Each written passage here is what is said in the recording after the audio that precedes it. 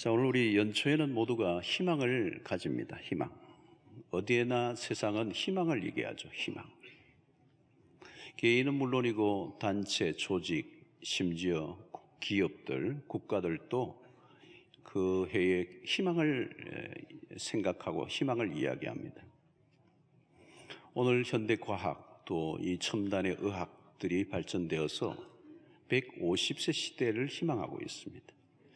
100세가 넘어서 120세, 유전공학의 빠른 발달이 곧 150세까지도 가능하다. 지금 그런 얘기를, 희망을 얘기합니다. 이 첨단의 기술들, 또 오늘 시대의 시스템들, 혁신적 아이디어들, 그 모든 것들이 희망을 향해 달려가고 있습니다. 한국은 유달리 연말에 점을 많이 친다고 그래요. 점쟁이들이 요즘 돈을 많이 번답니다. 요즘은 역술인이라고 그러대요. 역술인. 1년에 매출이 몇 조가 된다고 그럽니다. 어마어마한 시장인데요. 가끔 교인들 가운데도 신앙이 이제 약한 분들은 연말에 비밀리에 갔다 온다는 설도 있습니다만, 사람들은 자신의 미래에 대해서 궁금해합니다. 과연 내 삶에 미래가 있는가? 인간은 희망을 걸고 살아갑니다. 희망이 있어야 살죠. 문제는 그 희망이 이루어질 수 있는 것인가 하는 것입니다. 과연 희망은 이루어질 수 있는가? 요즘 흔히 우리가 많이 듣는 얘기죠. 희망 고문. 희망 고문. 희망할수록 더 절망을 맛본다는 거죠. 희망을 하지 않아야 할 것을 희망함으로 힘들어진다는 것. 차라리 그 희망을 하지 않았더라면 고통하지 않았을 텐데, 그 희망을 가지고 있다 보니 더 큰 고통을 겪는 것입니다. 이렇게 잘못된 희망, 이루어질 수 없는 희망을 가지고 살다 보면 그 삶은 사실은 비현실적인 삶을 살게 되는 것입니다. 그래서 일어날 수 없는데 일어날 것처럼 생각하면서 현실을 왜곡하고 현실을 과장하기도 하고 현실을 축소시키기도 하는 것입니다. 그러면 그 희망이 이루어져야 될 것처럼 생각하며 자기 스스로 만들어낸 신화, 또 그게 발전하면 사회가 만들어낸 거짓된 신화들이 난무하면서 사람들을 괴롭히게 됩니다. 우리는 한 해 마지막입니다. 모두 열심히 살아왔을 것입니다. 내가 희망했던 것이 이루어졌는가? 그리고 그것은 만족할 만한가? 그리고 우리는 2018년이라는 해가 이제 내일이면 다가옵니다. 우리는 무엇을 희망하는가? 이것을 잘 생각하고 우리는 출발해야 될 것입니다. 잘못된 것을 희망하면 뼈아픈 절망을 맛볼 수 있기 때문에. 유명한 프랑스의 사회학자이면서 신학자인 자크 엘룰이라고 하는 사람이 있습니다. 그는 그가 말하기는 희망은 근본적으로 기만이다. 기만이다. 희망은 희망일 뿐이고 결코 사람들의 기대를 충족시켜 주지 못한다. 그러면서 그는 이렇게 얘기합니다. 희망과 소망은 구분되어져야 한다. 희망과 소망은 다른 것이다. 자, 우리 그리스도인들은 소망이라는 단어를 많이 들어왔습니다. 희망이라는 단어를 쓰지 않고 소망이라는 단어를 씁니다. 희망과 소망은 다른 것입니다.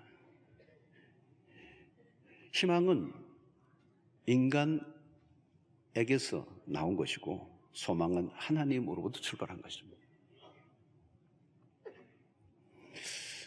소망은 하나님의 약속에 근거합니다. 우리가 아무리 확신을 많이 한다 할지라도 그 확신이 중요한 게 아니고 그 확신의 근거가 어디에 있느냐. 우리의 소망은 하나님의 약속에 근거한다는 거예요. 성경은 우리가 약속의 책이라고 합니다. 약속의 책. New Testament, Old Testament. 테스트먼트가 약속이에요. 이것은 인간의 약속이 아니고 인간에 대한 하나님의 약속입니다. 그리고 그 약속은 하나님의 성품에 근거하고 있습니다. 그래서 우리가 가지는 믿음은 하나님의 성품입니다. 우리가 성경을 보면서 하나님의 성품을 우리가 봐야 돼요. 그분은 변함이 없으신 분이십니다. 변함없으신 그분의 성품에서 나온 말씀이기 때문에 그 말씀도 변함이 없을 것으로 우리가 믿는 것이죠. 이게 진리입니다. 변함이 없기 때문에 진리예요. 그런데 그 진리는 변함없으신 하나님의 성품에서 나오는 것입니다. 자, 우리가 예수 그리스도의 재림을 소망하는 이유는 무엇인가? 그것은 반드시 이루어지기 때문에. 그것은 어쩌면 이루어질 수도 있을지 모른다가 아니고, 그런 희망이 아니고 반드시 이루어질 것이다. 희망이라고 하는 것은 허약한 인간인 자기 안에서 시작된 것이에요. 그러나 소망은 하나님으로부터 출발한 것이기 때문에 그 소망을 붙든 사람은 내가 확신의 유무에도 불구하고 하나님의 편에서 반드시 이루어질 것이다. 자, 그 소망을 가진 사람들은 어떤 방식으로 살아가야 될 것인가? 자, 오늘 본문 24절을 보면 이에 예수께서 제자들에게 이르시되 누구든지 나를 따라오려거든 자기를 부인하고 자기 십자가를 지고 나를 따를 것이니라. 굉장히 선명한 우리의 삶의 방식을 가르쳐주고 있습니다. 주님은 제자들에게 나를 따라라, 나를 따라오라. 세상을 따르지 말고 나를 따라와라. 거짓된 희망으로 가득 찬 세상을 쫓지 말고 나를 따르라. 여러분, 세상을 살다 보면 나를 따르라 라고 하는 손짓하는 곳은 굉장히 많아요. 희망을 파는 희망 세일즈맨들이 세상에는 헤아릴 수 없이 많아요. 희망을 얘기해요. 희망을 팔아요. 이 연고만 바르면 머리가 날 것이다. 이 약만 먹으면 2주 만에 배가 쏙.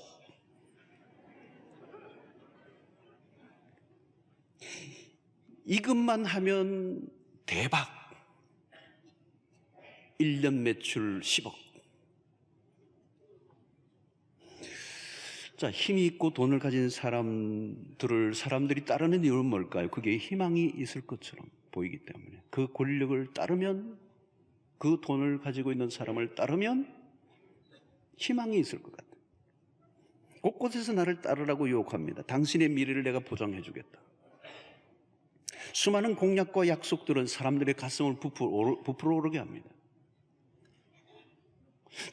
저 직장만 취직이 되기만 한다면, 승진이 되기만 한다면, 이번 프로젝트가 성사만 되기만 한다면, 자, 우리는 이렇게 수많은 약속과 손짓을 하는 이 세상의 한가운데서 주님이 말씀하세요. 너희는 나를 따라라. 이 말씀은 새로운 종류의 인생을 살라는 초청입니다.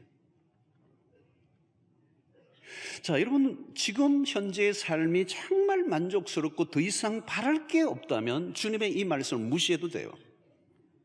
주님, 나를 따르라고 하는 이 주님의 말씀을 무시해도 돼요. 그러나 만족스럽지 않다면 우리는 이 주님의 말씀에 귀를 기울여야 합니다. 만약 주님의 이 초청을 무시한다면 우리는 세상의 희망 고문에 시달릴 가능성이 높습니다.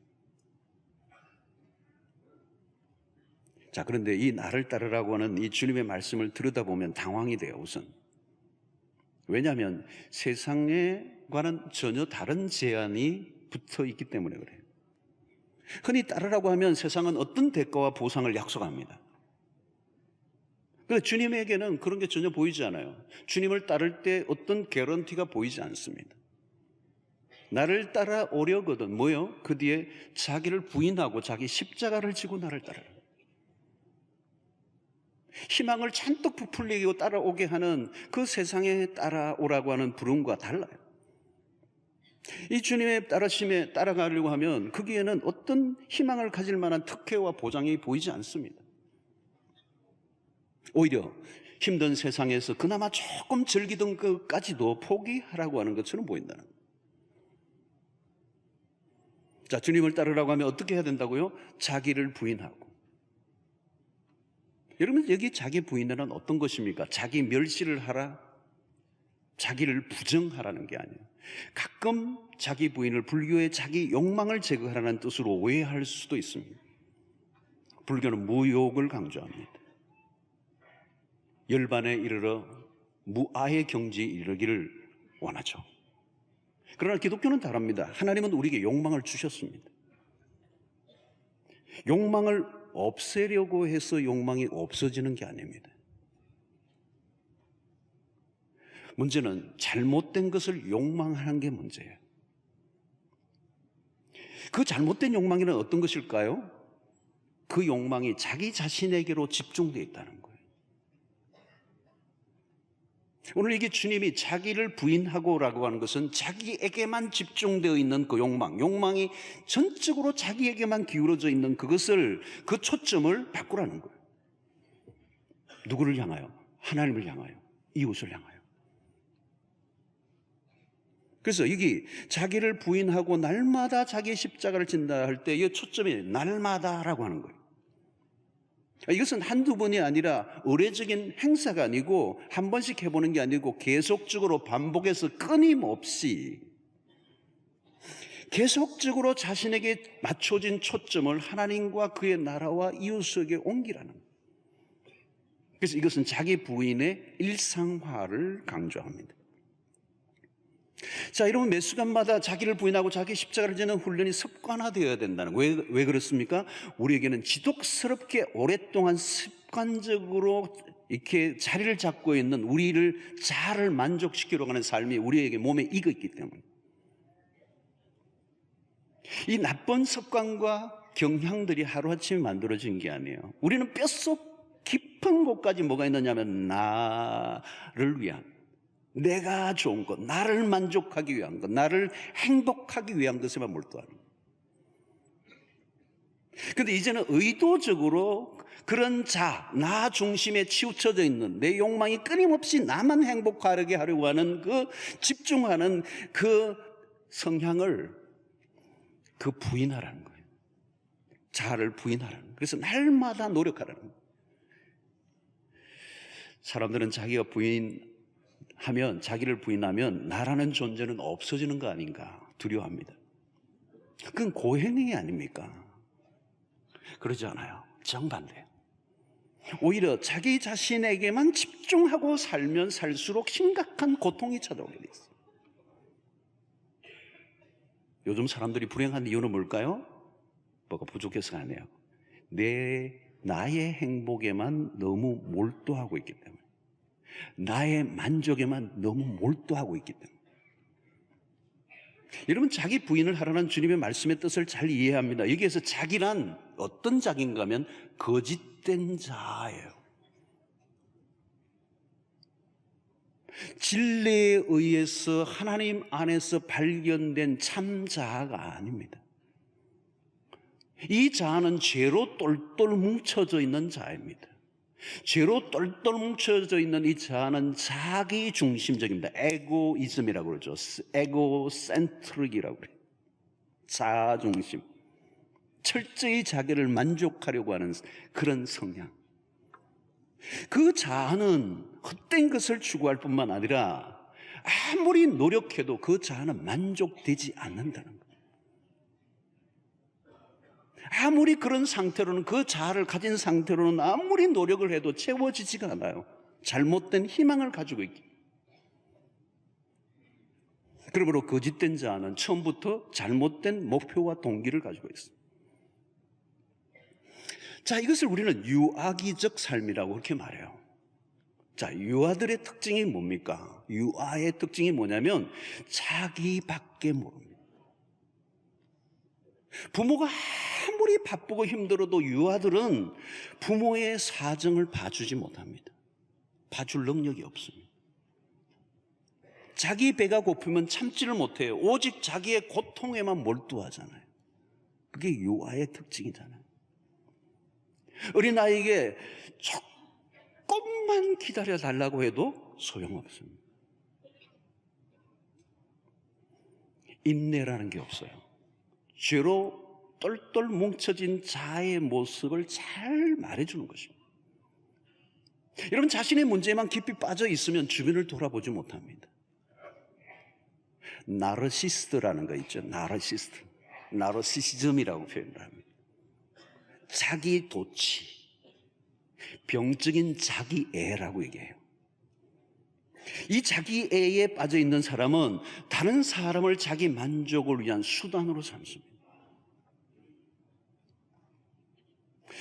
결국 신화에서 나오는 이 미소녀는 자기 모습에 도취되다가 그 연못에 빠져 죽어버리죠. 자기애의 마지막은 그렇게 비참한 것입니다.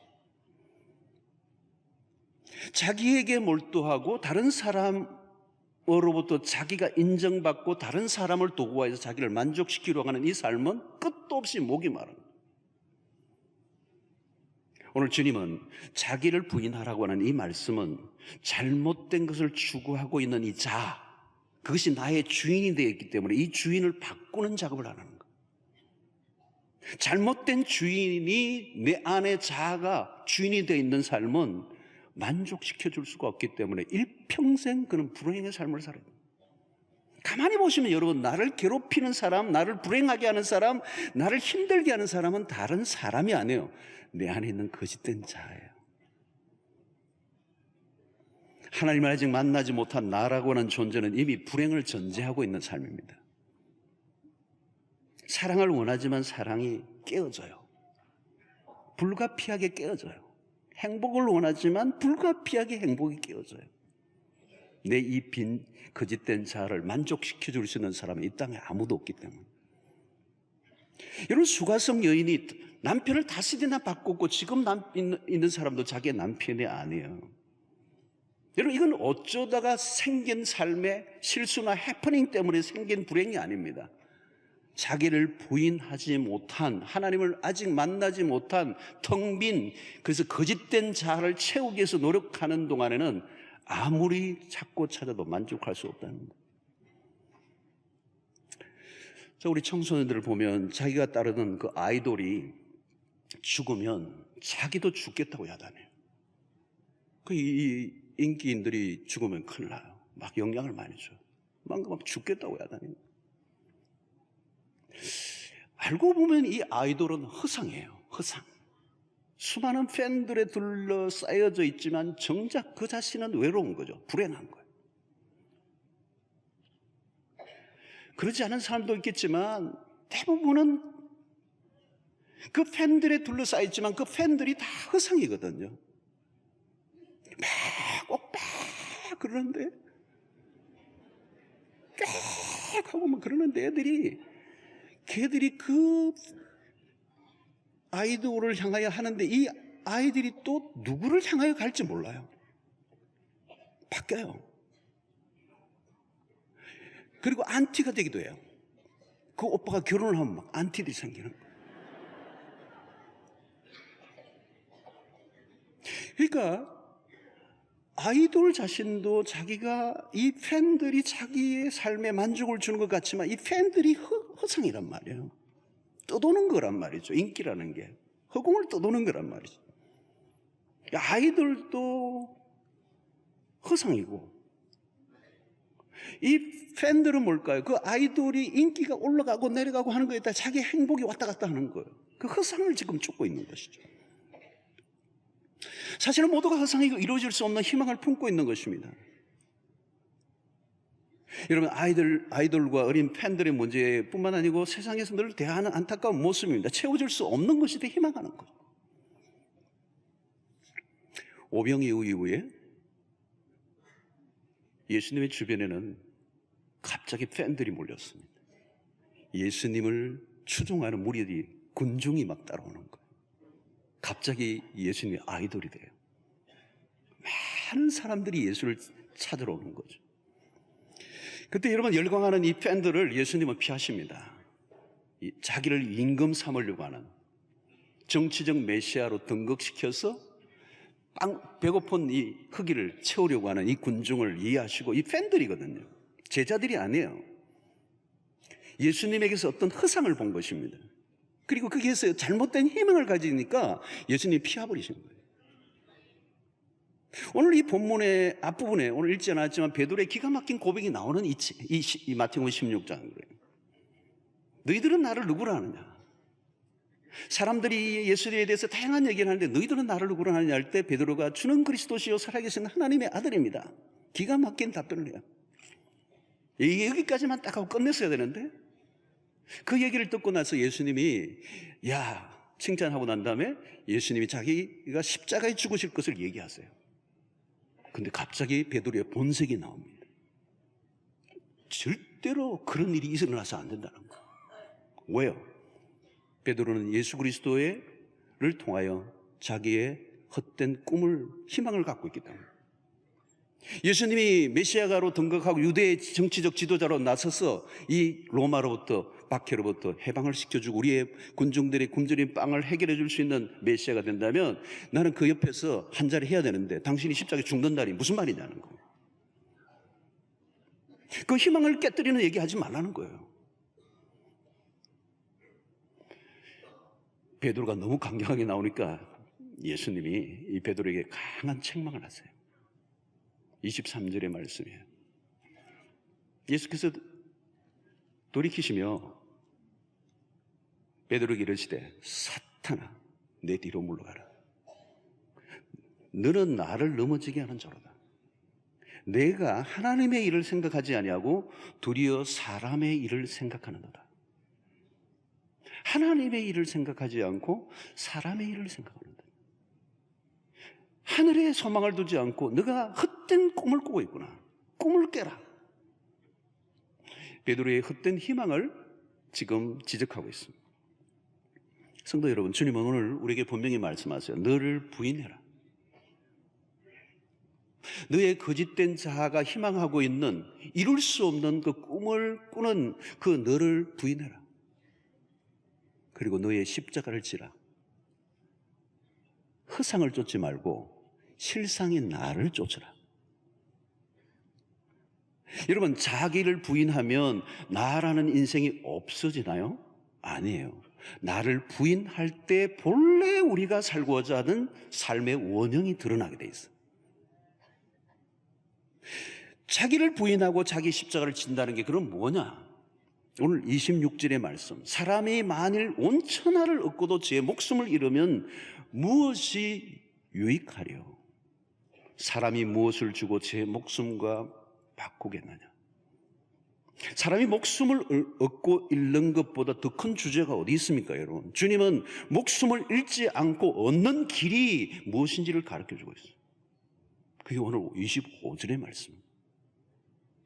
누구든지 제 목숨을 구원하고자 하면 잃을 것이요. 누구든지 나를 위하여 제 목숨을 잃으면 찾으리라. 역설입니다. 패러독스. 한마디로 세상과 정반대로 살아야 소망이 있다. 여러분, 세상에 살아가는 동안에 우리가 적용해야 할 매우 중요한 원리예요. 이건 원리고 공식과 같습니다.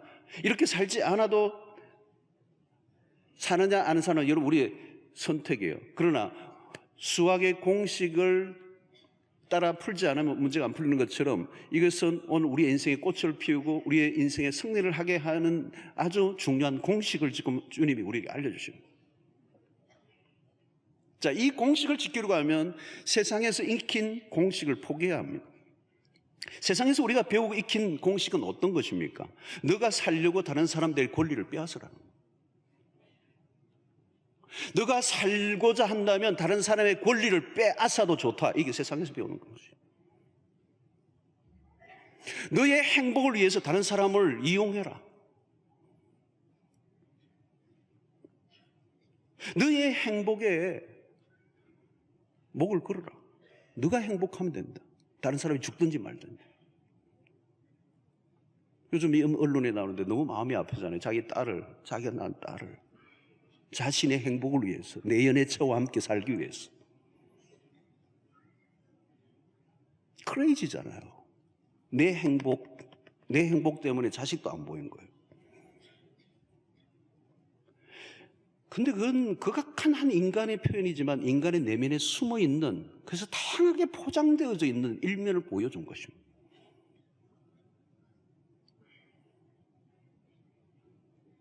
여러분, 내 행복에 너무 몰두하면요, 그렇게 되는 거예요.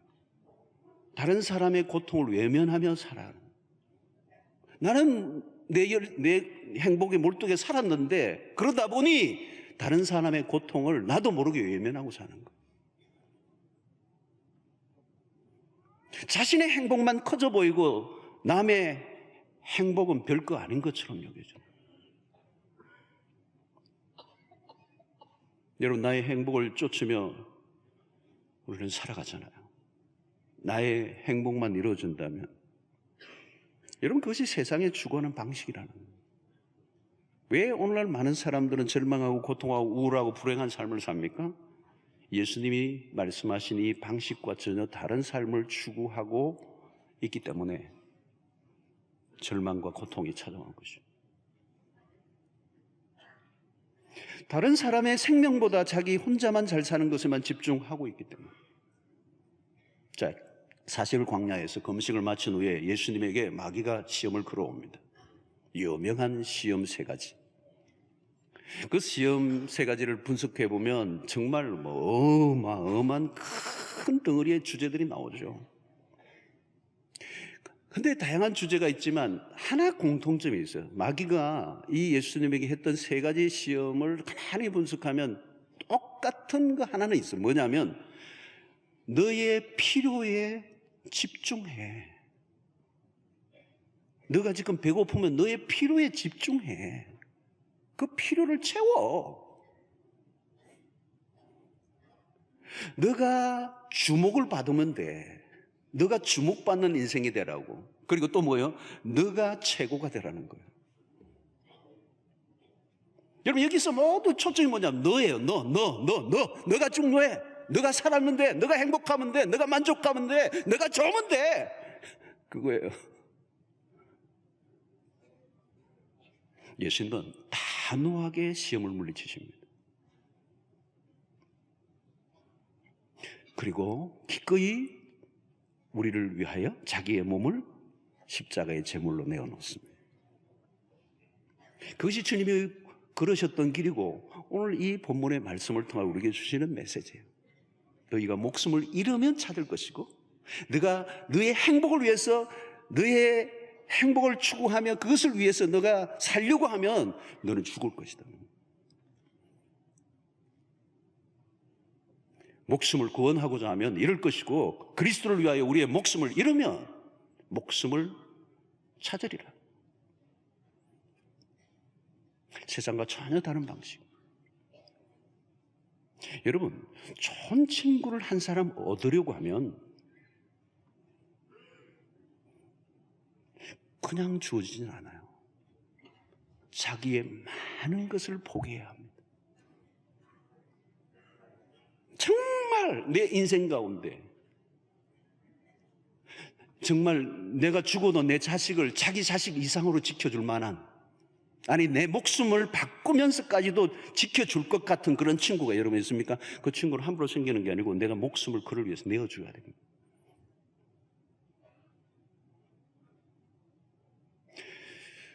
여러분, 여기 매우 중요한 것은 잃어야 얻고 얻고자 하면 잃을 것이다 라고 하는 이 역설의 표현. 여기에서 우리는 혼란을 겪으면 안 됩니다. 진정한 것을 얻기 위해 덜 중요한 것을 잃어버리는 것을 두려워하지 않아야 합니다. 여러분, 우리가 가진 세상의 헛된 희망을 포기하고 하나님 우리에게 주신 소망을 붙들어야 합니다. 자기 부인이나 자기 십자가를 지는 일은 구체적으로 어떤 것입니까? 다른 사람을 위하여 자신을 내어주는 것입니다. 복음을 위하여 삶을 드리는 것입니다. 교회와 이웃을 섬기기 위해 나의 삶을 깨뜨리는 것입니다. 한 해 동안 우리의 삶을 가만히 한번 돌아보십시오. 모두 지칠 만큼 모두가 오늘 현대인은 수고하고 열심히 삽니다. 그런데 그 결과에 만족할 수 있는가? 오늘 한 해 동안 열심히 살아왔는데 정말 내 영혼에 만족이 있는가? 영혼 깊숙한 곳에서의 만족이에요. 그것은 본인만 아는 거예요. 본인만. 아무도 몰라요. 본인은 이렇게 자기 영혼의 소리에서 나오는 거예요. 그건 속일 수가 없어요. 정말 오늘 이 말씀을 따라 자기를 부인하고 자기 십자가를 지고 다른 사람의 목숨을 위해 자기의 목숨을 내어놓는 잃는 그리스도를 위해 사는 그런 삶을 살면 틀림없이 하나님이 그 영혼 깊숙한 곳에서 나오는 깊은 만족을 주실 거예요. 그러나 헛된 희망을 쫓았다면 허전해요. 한 해를 살아왔는데 허전한 거예요. 그래서 오늘 예수님이 날마다 자기 십자가를 지고 할 때 이 날마다 이걸 그냥 집어넣은 게 아닙니다, 여러분. 자기 부인을 부단하게 연마하지 않으면 우리도 모르게 저절로 나만을 살아가는 이 죄인이기 때문에 이기적 자아를 만족하기 위해 살아가는 이 성향이 몸에 배어져 있는 우리에게는 그런 삶을 살아가는 동안은 희망이 이루어질 수도 없고 그 희망은 거짓된 것이라고. 그래서 우리는 모든 순간에 추구하고 따라가야 할 것이 무엇인가를 직시하는 이 따른다라고 하는 이 행위는 굉장히 강력한 것입니다. 이것이 우리의 인생을 결정하는 것입니다. 우리의 관심과 우리를 지배하는 것이죠. 쫓는다, 따른다라고 하는 이 표현은 굉장히 강력한 표현입니다. 자, 로마서 12장 2절을 보면 너희는 이 세대를 본받지 말고 오직 마음을 새롭게 함으로 변화를 받아 하나님의 선하시고 기뻐하시고 온전하신 뜻이 무엇인지 분별하도록 하라 그랬어요. 여기서 매우 중요한 것은 이 세대를 본받지 말고 그랬어요. 이것은 이 세대가 가지고 있는 사고방식, 그 삶의 태도, 그것을 죄다, 그게 뭐예요?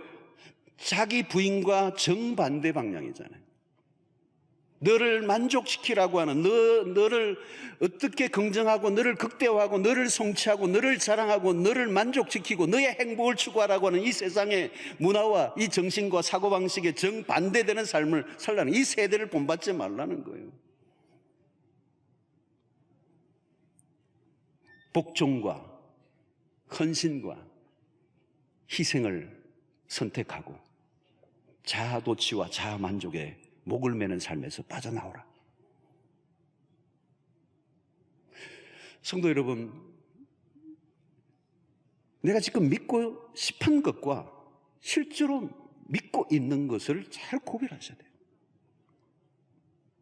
믿는다고 말하지만 알고 보면 믿고 싶은 바람일 뿐이지 정작 믿지 않고 살아갈 때가 많아요. 남들이 나에 대해서 믿음이 좋다고 얘기하는 것과 실제 내가 믿음이 좋은 것은 다를 수 있습니다. 허상과 실상을 구분해내야 돼요. 우리가 흔히 하나님의 뜻이라고 여기는 것과 우리 자신의 욕망을 잘 분별해야 합니다. 열심히 기도했는데, 나는 한다고 했는데 왜 나의 현실은 이 모양 이 꼴인가? 기도하지 않은 것이 아니고 응답되지 않은 기도 때문에 절망합니다. 그리고 하나님을 원망하죠. 그러나 여러분, 열심히 한다고 되는 게 아니에요. 믿고 있는 것이 무엇인지, 무엇을 바라고 있는지 자칫하면 우리는 스스로 희망 고문을 당하듯이 종교 고문을 당할 수도 있는 것. 그래서 목회자는 참 설교를 조심해서 해야 돼요. 그냥 너무 쉽사리 위로를 한답시고 입에 발린 소리로 괜찮아질 것이라고 희망을 남발하면 그 이후에 찾아오는 그 절망, 그게 종교 고문이 됩니다. 성도 여러분, 이 연말에 우리가 확인할 것은 내 기도가 얼마나 응답이 되었는가, 아니면 내 삶이 얼마나 성공적으로 이렇게 달려왔는가가 아니에요.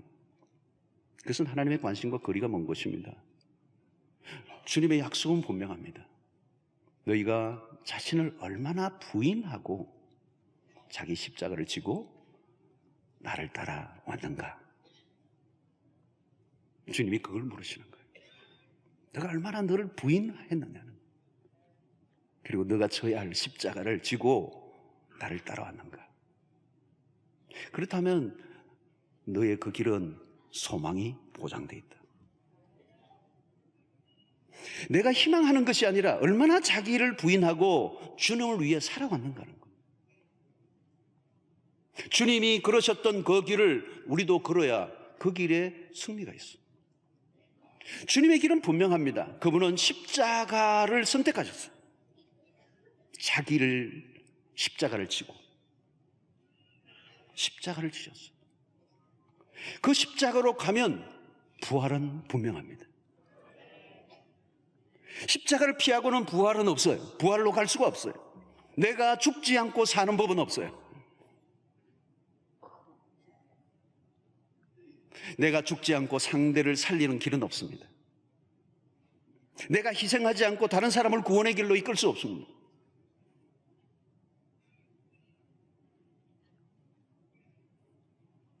다른 사람을 용서하지 않고 내가 행복해지는 길은 없습니다. 다른 사람을 위해 내가 손해보지 않고 기쁨을 얻는 길은 없어요. 나를 따라오려거든 자기를 부인하고 자기 십자가를 지고 나를 따라라. 여러분, 이런 말씀을 처음 들을 때는 매우 당혹스럽죠. 현실과 거리가 너무 먼 나와 상관없는 얘기처럼 보이지만 알고 보면 이 길이야말로 최상의 길입니다.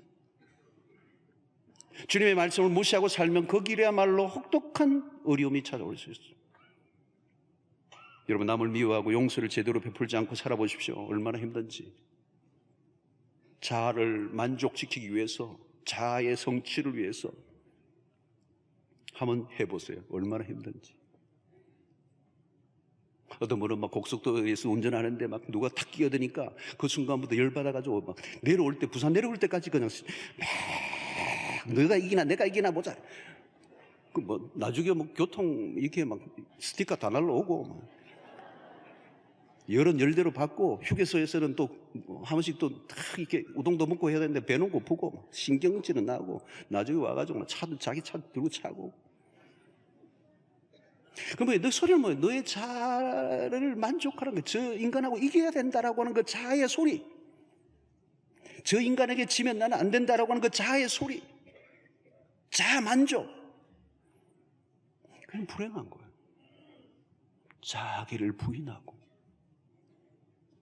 막 끼어들면 그분이 좀 급했겠지. 여러분, 층간소음이 있을 때 위의 사람과 그를 정오하고 막 이를 갈고 복수를 꿈꾸고 계단에서 나오면 옆자리 보고 계속 그렇게 살면 그 용서하지 못하고 살아가는 자신의 삶이 지옥이 돼. 나의 행복을 위해 다른 사람을 움직이려고 해보십시오. 스트레스예요. 짜증이에요. 분노예요. 왜 이 인간들은 나의 행복을 위해서 이렇게 무지한가? 더 잘 살아보려고 안간힘을 써보세요. 도리어 생명을 잃는 길을 선택하는 겁니다. 오히려 더 소멸되고 빈곤한 삶을 살게 됩니다. 언제나 기대는 실망으로 바뀌게 돼 있어요. 잘못된 희망은 만족될 수 없습니다. 나의 행복을 위해 다른 사람을 이용하려고 머리를 써보세요. 얼마 못 가 병이 들고 말 것입니다. 오늘 주님의 이 말씀은 우리의 삶의 최상의 길을 선택한 거예요. 언뜻 보면 이게 내 삶을 오히려 힘들게 하는 예수님의 무리한 요구처럼, 그리고 오늘 현대사회에 우리에게 전혀 어울리지 않는 진리처럼 보일지 모르지만 이 말씀이야말로 우리의 삶을 원형 그대로 다시 살려내는, 복원하는 기가 막힌 삶의 원리를 주께서 가르쳐 주십니다. 오늘 26절의 말씀은 큰 울림이 있는 말씀이요, 사람이 만일 온 천하를 얻고도 제 목숨을 잃으면 무엇이 유익하리요? 사람이 무엇을 주고 제 목숨과 바꾸겠느냐? 우리는 한순간에 그 보잘것없는 그 하나, 그거를 얻기 위해서 우리는 큰 것을 놓칠 때가 많아요. 마치 어린아이가 초콜릿 하나에 어떤 낯선 못된 아저씨의 손에 자신을 맡기는 것과 같아요. 연말 마지막 주일입니다. 지금까지 무엇을 희망해 왔습니까? 또 무엇을 지금도 희망하고 계십니까? 역사를 통해 확인한 것은 인간이 희망한 것은 언제나 절망으로 변했습니다. 인간의 희망은 절망이에요. 다가오는 한 해를 준비하면 희망이 아니라 하나님이 우리에게 주신 소망을 붙들 수 있는 여러분들 되시기를 원합니다. 하나님이 주신 소망을 따라 살아가세요. 그러면 그것은 하나님이 반드시 이루실 것입니다. 그러려고 하면 우리는 오늘 그리스도가 사셨던 그 삶을 우리가 따라가야 돼요. 나를 따라오너라. 그 주님이 나를 따라오느라 하셨던 그 주님은 당신이 자기를 부인하고 자기가 아무것도 아닌 자처럼 자신의 몸을 십자가에 매달아 놓으셨어요. 죽으시고 십자가를 지셨던 그 주님을 위해서 우리의 삶도 그 길을 따라가는 것. 그래서 내가 나를 부인하고 다른 사람을 섬기고 사랑하고 희생하고 하나님의 나라를 위하여, 교회를 위하여, 사명을 위하여, 복음을 위하여, 여러분 내년에 그런 계획을 한번 세워보세요. 내년에 내가 정말 무엇인가 하나님을 위해서, 이웃을 위해서, 하나님의 나라와 복음을 위해서 내가 무엇인가 여러분들이 계획을 해보세요. 그러려고 하면 여러분 자기를 부인하셔야 돼요. 내 삶에 나만을 만족하며 내 자아에 속삭이는 그 소리에만 귀를 기울이고 살았던 내 삶을 멈추고 나를 부인하고 그리고 자기 십자가를 져야 돼요. 때로는 그것이 나의 목숨을 내어놓을 수도 있는 일일 수도 있어요. 그러나 이러면 얻을 것이요. 하나님의 선한 일을 위하여 계획해 보십시오. 이웃을 위해서 어떻게 섬길 것인가? 하나님의 나라의 꿈을 꿔보세요. 복음전도의 계획을 세워보세요. 하나님이 주신 거룩한 비전을 붙들어 보세요. 그때 하나님이 우리에게 약속하신 그 소망을 이루어 가시기 때문에 그 하나님 안에 있는 우리의 그 꿈들은 헛된 희망이 아니라 소망으로 바뀌어지게 될 줄로 믿습니다.